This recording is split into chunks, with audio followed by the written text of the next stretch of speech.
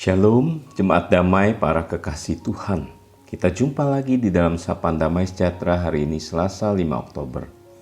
Saudaraku, di dalam sebuah diskusi di sebuah kelas teologi minggu yang lalu, saya dan beberapa teman mempercakapkan tentang hal-hal yang terus berubah dan berganti dengan berjalannya waktu, seiring dengan adanya kebutuhan dan dinamika hidup yang terjadi, terutama di masa-masa pandemi COVID-19 yang dirasa begitu cepat.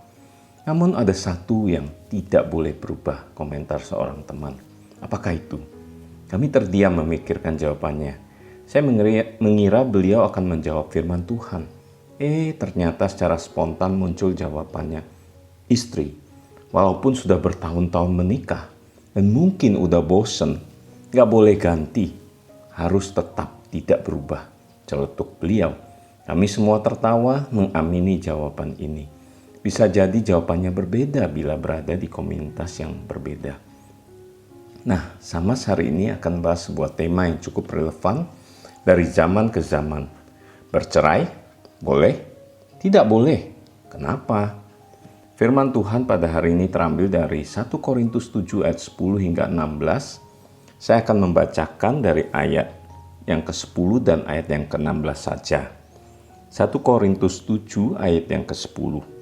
Kepada orang-orang yang telah kawin, bukan aku, tetapi Tuhan perintahkan supaya seorang istri tidak boleh menceraikan suaminya. Ayat yang ke-16, sebab bagaimanakah engkau mengetahui, hai istri, apakah engkau tidak akan menyelamatkan suamimu? Atau bagaimanakah engkau mengetahui, hai suami, apakah engkau tidak akan menyelamatkan istrimu? Saudaraku yang terkasih, seperti yang disampaikan oleh Pak Catur dalam Samas kemarin, jemaat Korintus hidup dalam kehidupan metropolis yang begitu maju dan kompleks.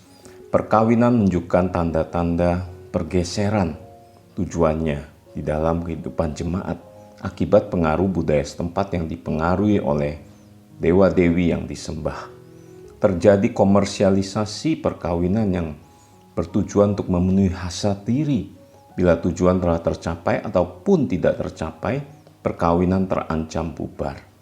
Bukankah hal ini tidak berbeda dengan kompleksitas yang terjadi di zaman sekarang dengan motivasi perkawinan yang bermacam-macam? Nah, bercerai adalah sebuah pilihan yang dapat diambil oleh pasangan suami istri. Jemaat Korintus terdiri atas pasangan orang Yahudi yang telah menjadi orang percaya. Ada pula pasangan hanya suami atau istri saja menjadi orang percaya, baik itu berasal dari orang Yahudi maupun orang non-Yahudi. Di kalangan orang Yahudi sendiri yang memegang kuat tradisi Taurat, memiliki sebuah pandangan yang berbeda tentang perceraian itu. Di dalam khotbah minggu kemarin, Pendeta Samuel menyampaikan firman Tuhan dari perikop Markus 10 ayat 2 dan seterusnya, di mana orang Farisi mencoba Yesus tentang topik ini dan dengan tegas Yesus menjawab, karena ketegaran hatimulah, maka Musa memberi izin untuk menceraikan dengan membuat surat cerai. Namun Yesus menegaskan apa yang telah dipersatukan Allah tidak boleh diceraikan manusia. Jelas sekali di sini prinsip dasar dari pernikahan adalah bersatu, bukan bercerai. Bersatu, bukan bercerai. Rasul Paulus pun menegaskan hal yang sama dalam ayat ke-10. Bukan dia, namun Tuhanlah yang memerintahkan tidak boleh bercerai.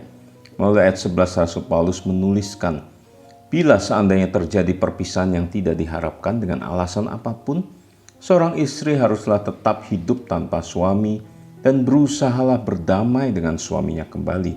Dan sang suami tidak boleh menceraikan istrinya.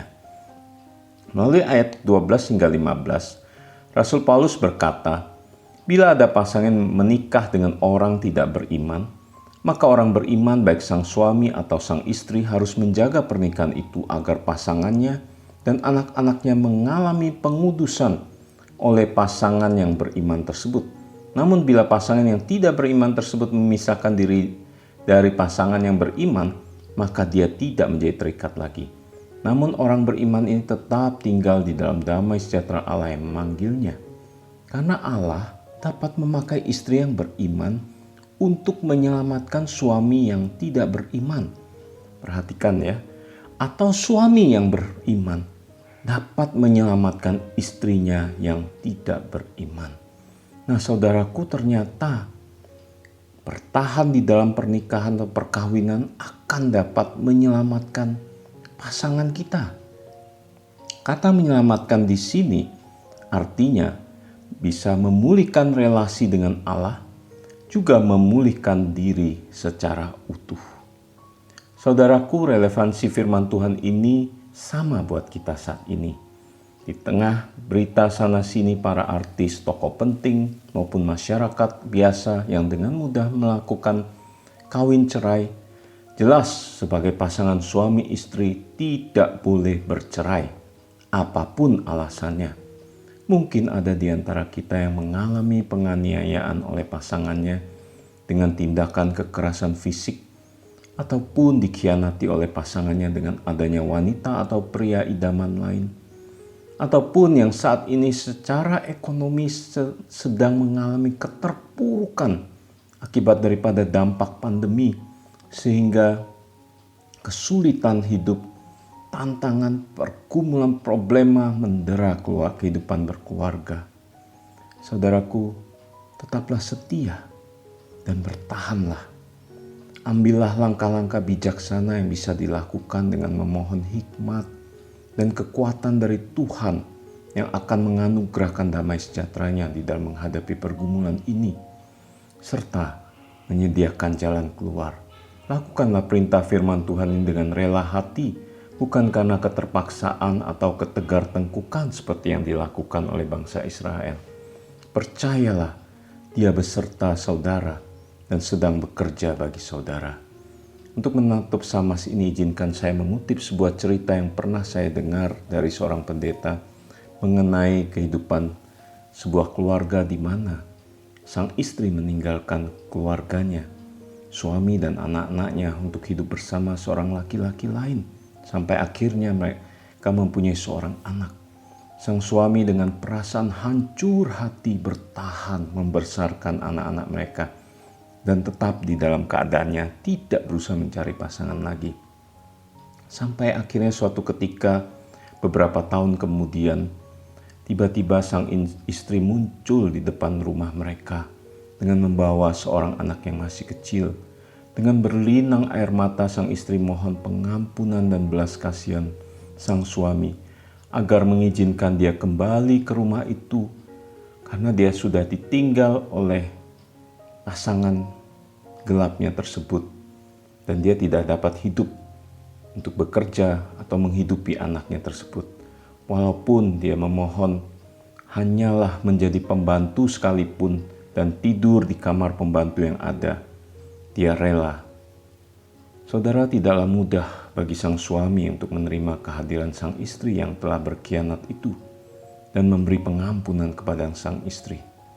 Namun Roh Kudus yang tinggal di dalam hati sang suami mengingatkan tentang kasih karunia Kristus yang telah mengampuni dirinya itu, akhirnya meluluhlantahkan kebencian, kehancur hatian yang dialaminya selama ini diganti dengan hati yang baru, hati yang mengasihi dan mengampuni, serta menerima kembali kehadiran istrinya tersebut, termasuk menerima anak hasil hubungan gelap itu menjadi anak kandungnya.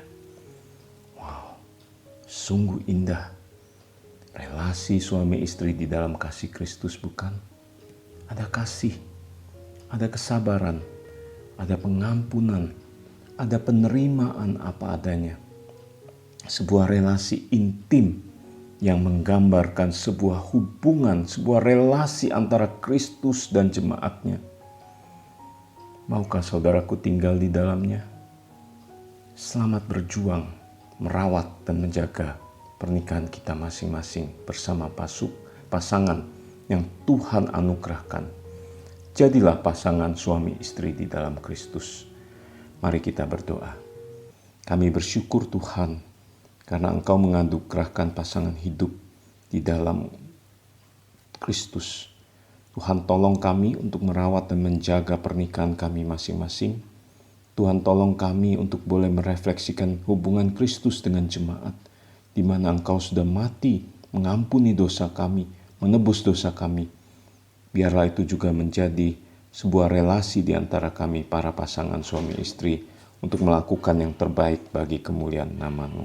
Terima kasih Tuhan, terpujilah nama Tuhan. Di dalam nama Tuhan kami Yesus Kristus kami berdoa dan bersyukur. Amin.